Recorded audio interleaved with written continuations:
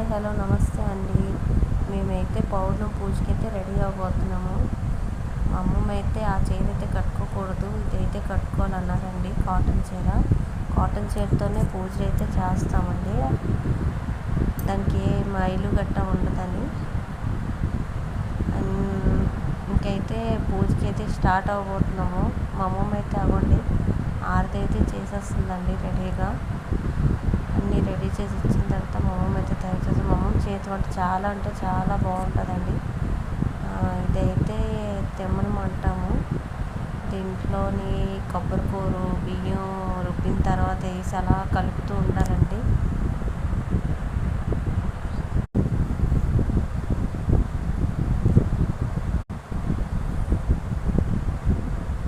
నెయ్యి వేసిన తర్వాత ఆరదైతే అటు పక్క అవుతుంది, ఇటు పక్క అయితే బూరెలకి అయితే రెడీ చేసాము.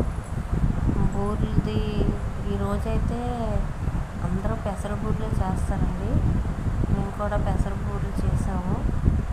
పెసర బూరెలు రెడీ అయిన తర్వాత బేగా చేసేయడానికైతే రెడీ అయిపోయామండి. మధ్యాహ్నం నుంచి స్టార్ట్ చేస్తేనే సాయంత్రం కల్లా అవుతాయండి. అందుకనే గబగబా అయితే చేయడానికి చాలా ట్రై చేసాం.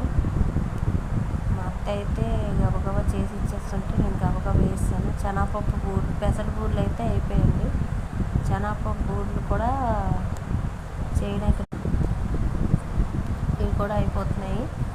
అంతా పూజ అంతా రెడీ చేసింది మా అమ్మమ్మ. ఈలోపు మేమైతే బూరెలన్నీ రెడీ చేసి అన్నీ రెడీ చేసేలోపు మా అమ్మమ్మ పూజ గట్ట రెడీ చేసింది. పూజ కథ గట్ట చదివారు. పూజకి అయితే బుట్టడితో బుట్టడి బూరెలు అయితే మేము చేస్తాము. నవ్వుతాడులు పూజ అన్నీ అయిపోయింది.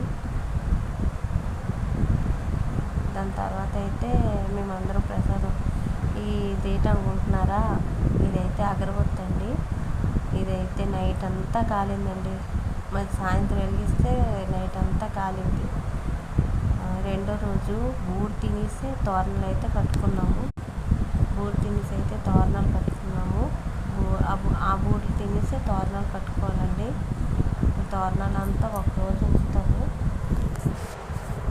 ఒకరోజు ఉంచేసి బూరెలు ప్రసాదం అయితే తిన్నాం. బూరెలు చాలా టేస్ట్ ఉన్నాయి. నైట్ టైం అయితే తినలేకపోయాము.